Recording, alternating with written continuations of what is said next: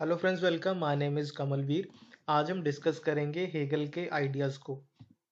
Hegel का birth हुआ 27 अगस्त 1770 को और इनकी डेथ हुई 14 नवंबर 1831 को।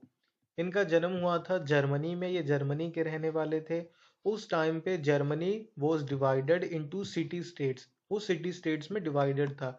जैसे एंशियंट ग्रीक सिटी स्टेट्स है ना, एथेंस, स्पार्टा, इसी तरीके से जर्मनी भी उस टाइम पे डिवाइडेड था। प्रशिया भी उनमें से एक स्टेट था। ये कोटेशन बहुत इंपॉर्टेंट है, आपने याद रखना है। World spirit on horse back.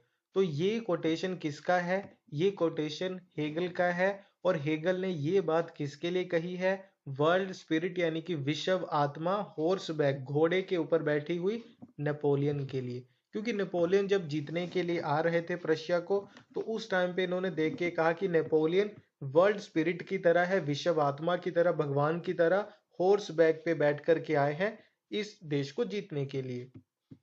18 year की एज में उन्होंने ज्वाइन किया ट्यूबिंगर स्टिफ्ट मोनेस्ट्री को, जहां पे उन्होंने धर्म से जुड़ी शिक्षा ली। थियोलॉजिकल सेमिनरी थे यहाँ पे। यहीं से उन्होंने ग्रेजुएशन की।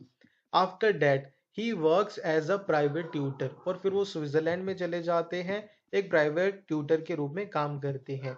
1801 में उन्होंने ज्वाइन किया जेना यूनिवर्सिटी को। 1807 में उन्होंने पहली बुक लिखी फिनोमेनोलॉजी ऑफ स्पिरिट। ये उनकी one of the most important book है। 1806 में यूनिवर्सिटी क्लोज हो गई, जेना यूनिवर्सिटी बंद हो गई। क्यों? क्योंकि यहाँ पे नेपोलियन ने हमला कर दिया था। नेपोलियन और प्रशियन स्टेट के बीच में वॉर चल रहा था, तो जेना यूनिवर्सिटी बंद हो जाती है, इन्हें यूनिवर्सिटी छोड़ के जाना पड़ता है। 1816 में इन्होंने बुक लिखी साइंस ऑफ लॉजिक। 1818 में इन्होंने बुक लिखी एनसाइक्लोपीडिया ऑफ फिलोसॉफिकल साइंसेज। 1818 से लेके 31 के बीच में ये प्रोफेसर थे फिलोसफी के। कहाँ पे? यूनिवर्सिटी ऑफ बर्लिन में। 1821 में इन्होंने एक और बुक लिखी फिलोसफी ऑफ राइट्स। उसके बाद 1837 में इनकी बुक पब्लिश हुई फिलोसफी ऑफ हिस्ट्री। इस बुक में कंपाइलेशन था इन सारे लेक्चर्स का। 1818 से लेके 31 के बीच में मैंने आपको बताया ना कि ये फिलोसफी के प्रोफेसर थे। तो इस टाइम पीरियड में जो भी इन्होंने लेक्चर्स डिलीवर किए, वही सारे लेक्चर बाद में कंपाइल होकर एक बुक बन जाते हैं, जिसका नाम था फिलोसफी ऑफ हिस्ट्री। 1837 में ये पब्लिश होती है। इनकी सबसे इंपॉर्टेंट थ्योरी है थ्योरी ऑफ हिस्ट्री। ये कहते हैं कि history is like a journey. History एक जर्नी की तरह है। और इस जर्नी में ट्रेवल कौन कर रहा है? तो इसमें माइंड ट्रेवल कर रहा है। तो ये वर्ड यूज करते हैं माइंड।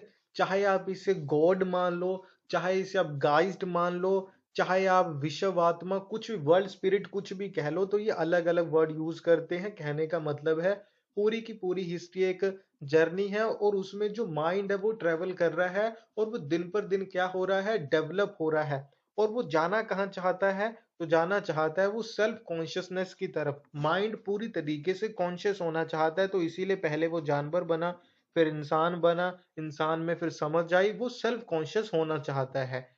तो अभी जो माइंड है अलग अलग सिविलाइजेशन के थ्रू ट्रेवल करता जा रहा है। और जो हर एक सिविलाइजेशन का आप कह लो कि एक स्टेज है, वो रिप्रेजेंट करता है एक स्टेज ऑफ फ्रीडम। तो जैसे जैसे हमारी फ्रीडम बढ़ती रही, वैसे वैसे हमारी सेल्फ कॉन्शियसनेस भी बढ़ती रही। ये हमें बताते हैं कि सिविलाइजेशन में 3 स्टेजेस थी, जहां पे जो फ्रीडम है, सेल्फ कॉन्शियसनेस है, डेवलप होती है। पहली स्टेज थी वर्ल्ड ऑफ ओरिएंटल डेस्पोटिज्म। यहाँ पे लिखते हैं वन इज फ्री।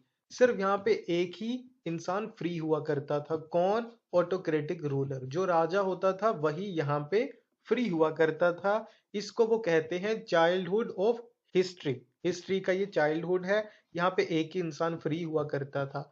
दूसरा स्टेज है world of Greek city states.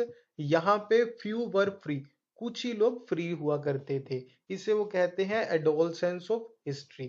फिर थर्ड है post reformation modern Christian Europe.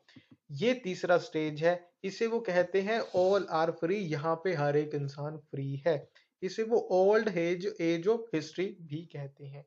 तो ये तीन तीन आप कह लो हिस्ट्री के वो स्टेजेस बताते हैं। और तीनों में क्या हो रहा है? जो माइंड है वो डेवलप हो रहा है। चाइल्डहुड ऑफ हिस्ट्री, माइंड का भी चाइल्डहुड, एडोलसेंस माइंड का भी, ओल्ड एज माइंड का भी, और माइंड है जो सेल्फ कॉन्शियसनेस अचीव करता है इस post reformation modern Christian Europe में, और ये कहते हैं प्रशिया स्टेट में। सो ये हेगल के बारे में था। आई गेस आपको कई सारी नई चीजें जानने को मिली होंगी। Thank you for watching. Bye bye.